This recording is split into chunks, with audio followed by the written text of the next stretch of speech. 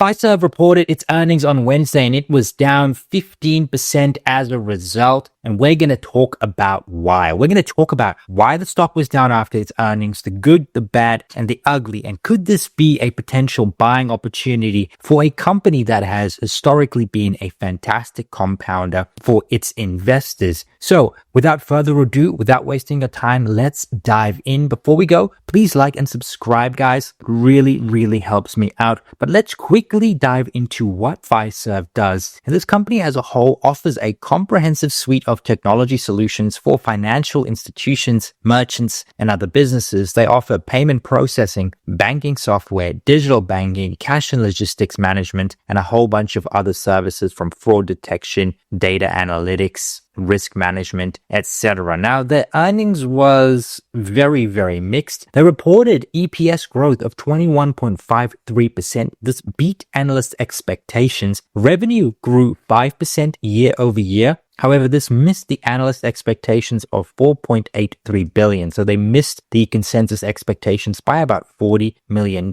A pretty big miss if you ask me. However, the company's still building operating leverage because, they grew earnings by a lot, beat analyst expectations by a lot. And so it wasn't all bad. Revenue and EPS guidance came in as expected. Management reaffirmed full year 2025 guidance of 10 to 12% year-over-year growth and EPS guidance of 15 to 17%. You're looking at about $10.20 in the midpoint for EPS guidance. Now, the business as a whole is still operating on all cylinders. In fact, we saw margins expand here in gross margins, operating margins, and net margins as well. Free cash flows were down to $313 million. However, this largely has to do with some capital expenditures and acquisition costs that the company has going on. And if you actually look at net income, you saw a very healthy increase, about an 11% increase. The company does have quite a lot of debt, nearly $30 billion, and they're sitting on about $1.29 billion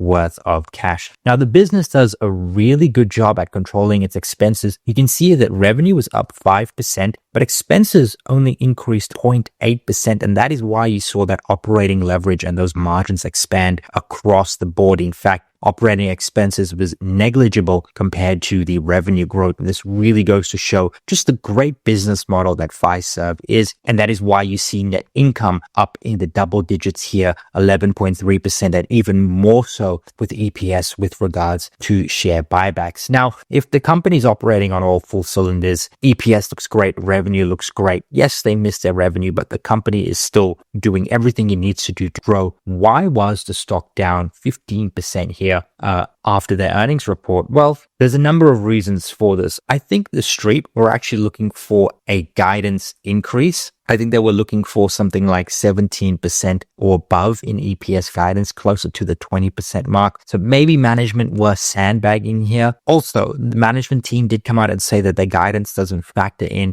any of the geopolitical concern, trade tensions, a weaker consumer, and they do reserve the right to revise their guidance if needed. Furthermore, the business operates in two segments, financial solutions and merchant solutions. And the merchant solutions segment saw growth decelerate quite significantly. Now, they do have the segment here called Clover, which is their POS segment, and this has been the growth driver for the company over the last couple of years. Clover revenues were up 27%, which indicated a slowdown of 29%. Annualized GPV, which is gross payment volume, was up 8%. This was down from 14% in the prior quarter. So I think the street was also looking at this deceleration in growth, seeing it as quite significant. And if the consumer does continue to weaken, Fiserv is going to see their revenues continue to slow down. Also, processing was down 9% for this quarter for whatever reason. However, it is the smallest segment of their merchant solutions, and their merchant solutions only growing 8%, and the street was really looking for 9% plus in this segment. Now, the management team did come out and say we saw declines in discretionary categories in Q1, including travel and hotels, but they did see growth in grocery services, and QSR establishments held up relatively well. Through the quarter, they saw a stable January, a slightly lighter February in part to the California wildfires, They saw a rebound in March, and for April, small business payment volume is tracking in line with March levels. So while everything does look stock standard, the street didn't like that decelerating growth with maybe a guidance that maybe was a little bit softer than market was expecting. That is why the stock pulled back. Also, Fiserv as a whole, the business does have a lot of debt, and their interest expense did balloon 26% from 2024 to 2025. You can see interest expense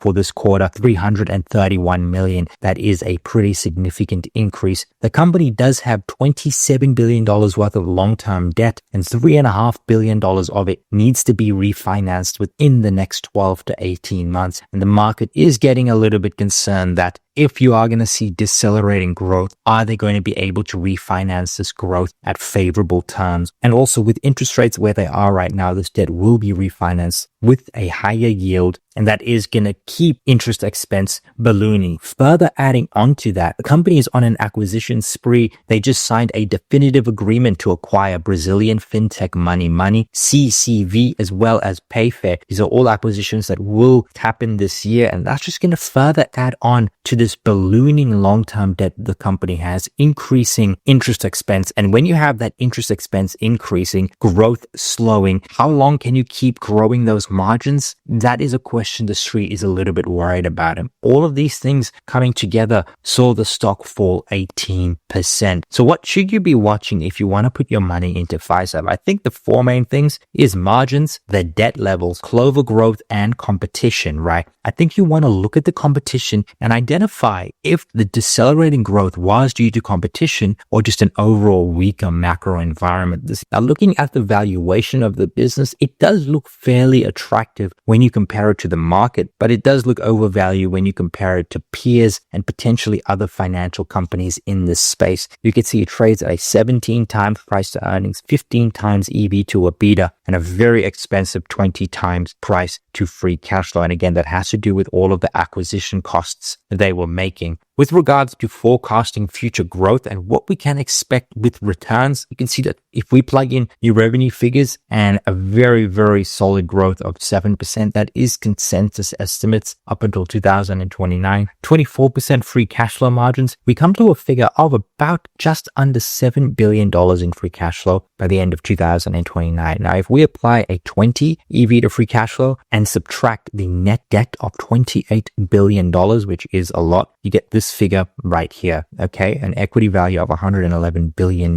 Divide by shares outstanding, and shares are decreasing 1% sequentially, which is a bit optimistic in my opinion, but that's what I've priced in. And then you get a stock price of $209 in 2029. Current price is $177 as of Friday's close. They don't pay a dividend, and you get a projected 5-year annual return of 3.38%. So is Fiserv a buy right now? Underlying free cash flows say, no, it is not a buy right now. You can get better opportunities by just buying and holding the S&P 500. When we look at the technical chart, you can see that even though we've had a massive drop, we're not quite at the moving average. And ultimately, if we are to find support in this name, I would say the 160 area, or this area right here where we turn resistance and then it turned into support and we rocketed higher. This would be a great place to get into Fiserv for a technical bounce. But ultimately, I think based on the valuation being in the business right now, and that ballooning interest expense will impact free cash flow. Ultimately, you probably want a bigger discount in the name. And I think anything below the 130 level is probably attractive. We used it as resistance multiple times here and then broke out to the 240 area for Fiserv. So I think the stock could technically bounce here at the 160 area. But if you're a longer term investor looking for a discount, particularly with that debt the company has, the 120 to 130 area is probably the best place to buy. And I think at this point, you'll probably be looking at about 13% growth